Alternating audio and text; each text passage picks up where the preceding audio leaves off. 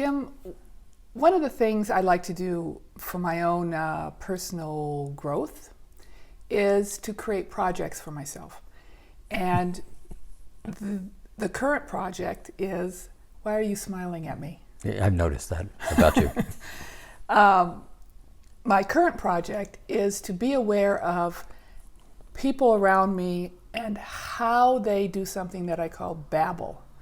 And I'm noticing conversations, or not even conversations, where individuals will just start talking. And what they're saying is not important, it's just babble. And I'm really curious and fascinated by how we do that and why we do that. And so as I watch it around me, other people doing it, I ask myself the question, where in my space do I do that same behavior, the babble? And what I'm noticing too is that it's coming out of their mouths, my mouth, and it's also happening internally with those people and with myself, this thing called babble. So it's just noise. It's an internal noise, it's an external noise that I suspect after the conversation the person walks away and they have no memory that they even talked about those things. Yeah. This is a big deal in terms of this transition from this third dimensional space, noise, habit, defending yourself, making sure that people like you. That's third dimensional reality. But in that context, we've created a lot of habits over a long period of time. And part of how you fit in is simply creating conversation. And it happens in a lot of ways. I mean, if you listen to people's conversations intentionally, and this is a fun thing to do because it's really helpful for each of us to recognize how much we do what you're talking about. So if you listen to somebody, one of the things you say is, we just went to Europe and we had a really great time in Europe, and we went to Italy and ate food. And the person says, I ate Italian food one time and it was really great, and off they go on this whole conversation. And it's part of how we've learned to fit in and have communication. But to a great extent, it's babble, and to a greater extent, it's just filling space. Yeah. And so in this place where we're trying to shift from, or we're in the process of shifting into a more commanding space of joy, happy, allowing, non-efforting, as we talked about last week, one of the things that's very valuable too is pay attention to yourself, as you're talking about, and how insignificant the conversation is that you're just filling space with. One of the things I've noticed with this project, and with many projects that I take on for myself, is that as I'm becoming more aware of that in other people and in myself, I'm not talking as much. Yeah. So the other side is, am I being unfriendly? Am I being non-engaging? There's nothing for me to say in this elevator right now, so why babble? Well, this is one of the points that's really interesting, and it's challenging. It's a challenging place, is you start to realize how much you participate in babble and non-important, non-valuable conversation. And you and I played in this for a long time. And to a great extent, you find you have nothing to talk about. And people just go on and on and on. It's a space filler. Yeah. Now, in real terms, you have lots of things to talk about, but the nature of the conversation is such that you don't get to talk about important things. In a way, that space of babble and filling time and just fitting in is really a deterrent to being able to shift into this space of a higher well-being. So one of the things in Mastering Alchemy, one of the fundamental tools is find the center of your head. Because as soon as you get into the center of your head and take a breath, you're in present time. And in present time, you say, well, does this really have any value? And from that place, you begin to notice that it does or it doesn't, depending on the conversation. But a bigger piece is how you judge others. And out of that judgment, you have babble.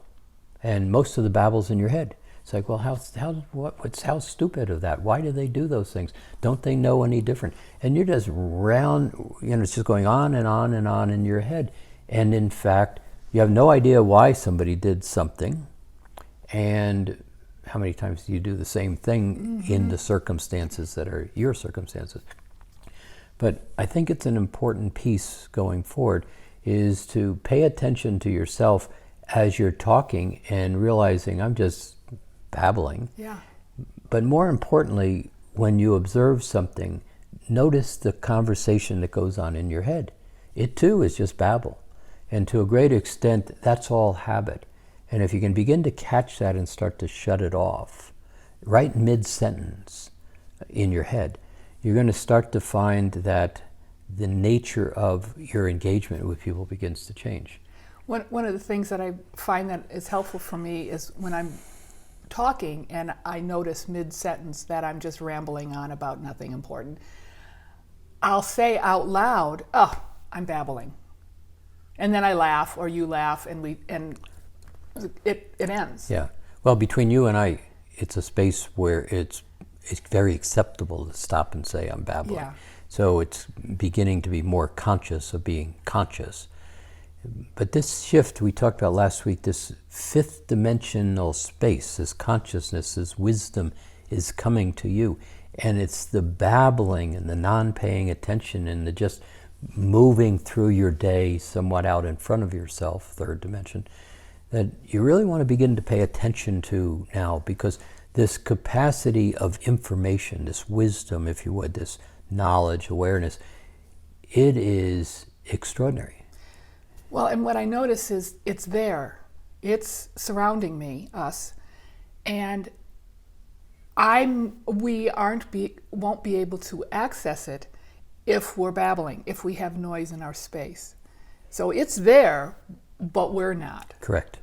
And so if we can become masterful and stop the noise verbally or in the head, then that apple appears, that wisdom comes to it. It has a doorway to enter. And it has a place of application. Mm-hmm.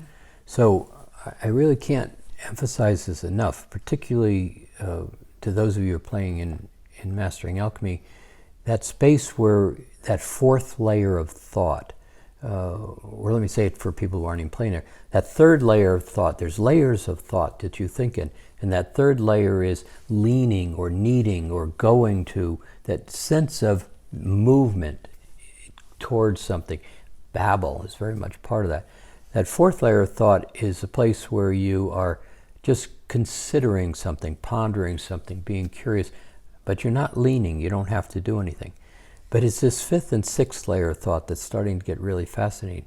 Is this fifth layer of thought is a space where you are aware, and it's as if you're thinking, but you're not really, you're aware of thought more than thinking thought. But it's this sixth layer where you're going to hold out your hand and the apple's going to appear. That fourth, fifth, sixth layer of thought all works together. And so it's a place where you basically allow this to come. You get out of the way. You don't think. You don't have thoughts in your head. And you allow that fifth layer of thought just to simply say, oh, I know how to do that. It's just a knowingness. It comes to you. And then the apple appears because you know what to do. But you can't be in that babble space because the fourth, fifth, sixth layer do not become available to you. Now I'm going to be in the fifth layer of thought. I have nothing else to say. So play there. I think you might find some really interesting successes in your life. Yes. So indeed. Enjoy.